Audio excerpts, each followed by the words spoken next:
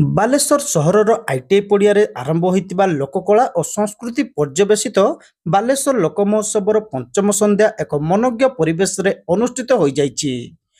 ମୁଖ୍ୟ ଅତିଥି ଭାବେ ରାଜ୍ୟ ଶିଳ୍ପ ଦକ୍ଷତା ବୈଷୟିକ ବିକାଶ ବିଭାଗର ମନ୍ତ୍ରୀ ସମ୍ପଦ ସ୍ୱାଇଁ ମୁଖ୍ୟ ଅତିଥି ଭାବେ ଯୋଗଦେଇ କାର୍ଯ୍ୟକ୍ରମକୁ ଉଦ୍ଘାଟନ କରିଥିଲେ। ବାଲେଶ୍ୱର ପରି ଏକ ସଂସ୍କୃତି ସମ୍ପନ୍ନ ସହରରେ ଯୁବଗୋଷ୍ଠୀଙ୍କ ଦ୍ୱାରା ଆୟୋଜିତ ଏହି ଉତ୍ସବକୁ ସେ ଭୂୟସୀ ପ୍ରଶଂସା କରିଥିଲେ। बालेश्वर माटी जन्म देइतिला व्यासकवि फकीर मोहन सेनापति की जे प्रथम गप लिखिथिले।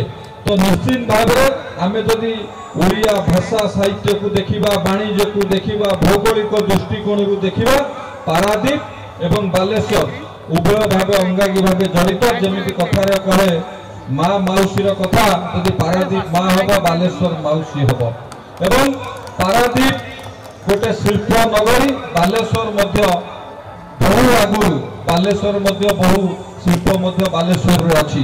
तेणु सेतिपई मु कहली पारादीप आ बालेश्वर अंगांगी भाव जड़ित।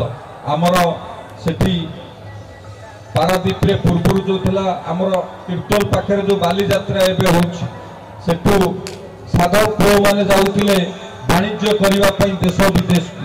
बालेश्वर मध्य बौद्ध जुगे रे बालेश्वर को कोसाम्ब कुआ जाउतिला। एठी मध्य कोसाम्ब माने मध्य परमिट घाटू जाऊे व्यवसाय करने को बाहर को बालेश्वर जिले ही जाऊे। तेणु सबु प्रकार सामंजस्य बालेश्वर एवं पारादीप भितर अच्छी। तो निश्चित भाव में आज ये जगार पवित्र जगार मुझे छिड़ा होती निजक बहुत सौभाग्यशाली मन करुँची। ये तो साहित्य संस्कृति वाणिज्य कथा गला। जदि शास्त्रीय कथा कहवा पौराणिक कथा कहवा मुझे जानी बालेश्वर बहुत बड़ा परिचय अच्छी। रामायण कथा हो महाभारत कथा हो एठी भूषण्डेश्वर ग्राम में सबुठारु बड़ लिंग अच्छी ये बालेश्वर जिले में एशियार सबुठारु बड़ लिंग जोटा कि आमे माने समस्ते जानी था। रावण जेतेबेले भगवान शिव को पूजा कले तपस्या रे खुशी होई प्रभु शिव तांको शिवलिंग बड़ शिवलिंग उपहार देइथिले एवं तांकु कहिथिले से शिवलिंग से संगे नहीं जावाई से किंतु कहिथिले जोटी रहिबो से सेठी रहिबो।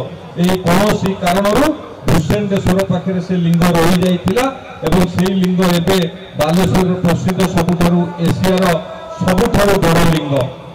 एवं जदि महाभारत कथा कहबा पंचु पांडव माने जेतेबेले वनरे बुलुथिले वनवास करुथिले सेतेबेले ई बालेश्वर पाखरे से माने शिवंक भक्त थिले। शिवं को पूजा करेंगे जितेबले मने मने ध्यान कले सेतेबेले प्रभु शिव भगवान शिव तांकर ध्यान रे मुक्त होई पंचलिंगेश्वर ठारे पांचुटा लिंग झरणा रे स्थापित करथिले। आमर पांडव माने पूजा करबा पई पांचटा लिंग को से समय करे पंचलिंगेश्वर रे परिचित हेले। तेणु सब दृष्टिकोण बालेश्वर जिला एक अग्रणी जिला।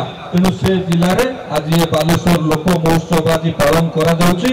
एवं आउ गोटे सबुठारु बड़ कथा जितेबेले ओडिया भाषा विपद रे थिला जितेबेले बेंगल माने विरोध करुथिले ओडिया एकटा भाषा नहीं जितेबेले बेंगल लोक माने विरोध करुथिले सेतेबेले प्रथम विद्रोह ए बालेश्वर रु आरंभ होइतिला आम भाषा को ओडिया भाषा को सुरक्षित करबा पई। तेणु सबु दृष्टिकोण बालेश्वर जिलार एक प्राधान्य अच्छी। बालेश्वर जिला एक अग्रणी जिला पूर्व बहुत वक्ता माने कहते बंधुगण महोत्सव हवा दरकार। आम समस्ते सब विभिन्न काम स्ट्रेस कारण हो विभिन्न पारिवारिक जीवन हो निजर दैनंदिन जीवन हो ता भीतर अतिबाहित करने मेलार आवश्यकता अच्छी। महोत्सव परिवार मध्य आवश्यक अच्छी। ता सहित आम ऐतिह्य संस्कृति को बजाई रखा ये महोत्सव आवश्यकता अच्छी। उत्सव कमिटीर सभापति असित दास पौरोहित्य आयोजित सभार सदर विधायक मानस कुमार दत्त सम्मानित अतिथि भाव जोगदे उत्सव माध्यम भाईचारा सृष्टि होता है मत देते। बहु पिला माने जे फेसबुक रे मातिलेनी के इंटरनेट रे मातिलेनी के ट्विटर रे मातिलेनी किंतु हमर ऐतिह्य हमर परंपरा होची कि 12 मास में 13 पर्व पाइबो जानी यात्रा रे निजको मजलूस करबो ये होची हमर परंपरा। और बालेश्वर लोक महोत्सव से परंपरा को आगे को नौची।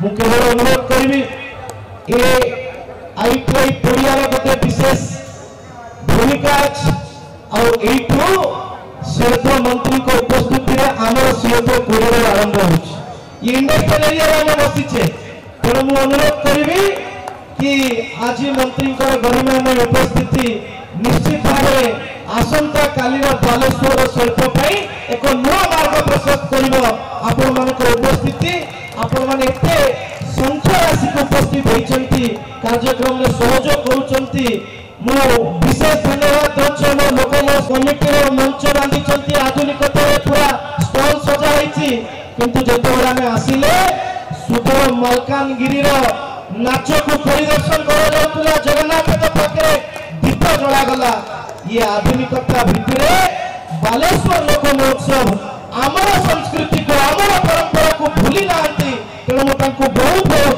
साधुवाद धन्यवाद दूसरी। कमिटीर उपदेष्टा इंजीनियर विभुपद दास, चेयरमैन विश्वजित परमाणिक, कार्यकारी सभापति डॉक्टर श्रीमांशी चंदन, संपादक संजय सामंत, उपसभापति सौभाग्य मानस नायक, संपादक तापस पाणिग्राही, कोषाध्यक्ष निशित बारिक, संपादक सलीम सुभाष प्रमुख मंचासीन होई वक्तव्य प्रदान करथिले। बालेश्वर लोक महोत्सव एथिरे ए विपुल संख्यार जो लोक माने उपस्थित रही ए कार्य को साफल्य मंडित करचंती सेथिपाई मु निजे बालेश्वरवासी हिसाब से गर्वित एवं ए भाई मानन को बालेश्वर लोक महोत्सव समस्त कार्यकर्ता मानन को मोर साधुवाद। बालेश्वर प्रथम थर पाई ए 8 दिन पाई ए जो एते बड़ कार्यक्रम को फातेइचंती सेरा सबुठु बड़ भाग्यवान विषय जे बालेश्वर एटा प्रथम थर पाई एते दिन धरी ए कार्यक्रम पालित होछि। लोक माने एठी जो कोण अनुकोण आसी उपभोग करचंती सबु कार्यक्रम को एवं दुकान बाजार को एवं ए जो समस्त संगीत कार्यक्रम चलीथिला ताको उपभोग करचंती तार उद्देश्य ताहा नुहे जे खाली उपभोग करवा आमर ए उत्सवर मेलार आमर उद्देश्य जे निज भितर संस्कृति एवं परंपरा कला एवं भाईचारा को बजाय रखा ए कार्यक्रम प्रचेष्टा जारी होइछि।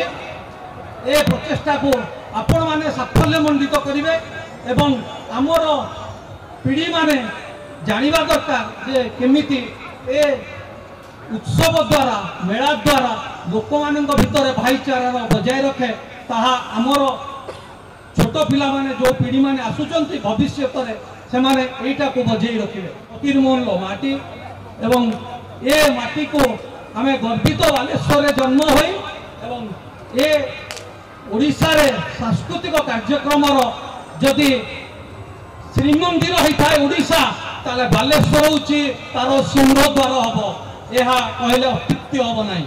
तेणु आमे माने गर्वित होवा दरकार जे बालेश्वरवासी हिसाब रे। कमिटीर उपाध्यक्ष विकास पाड़ी अतिथि को मंचाहन करथिबा बेले सदस्य राकेश महाकुड़ अतिथि परिचय प्रदान करथिले। शेष में उपसभापति सीमन दास महापात्र समस्त को धन्यवाद देथिले। पर सांस्कृतिक कार्यक्रम अनुष्ठित होइतिला।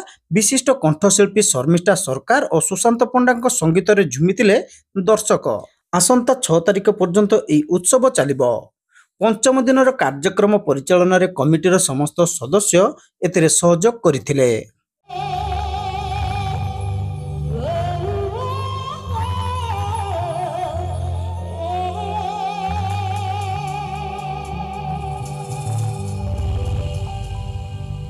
फिरी बार नहीं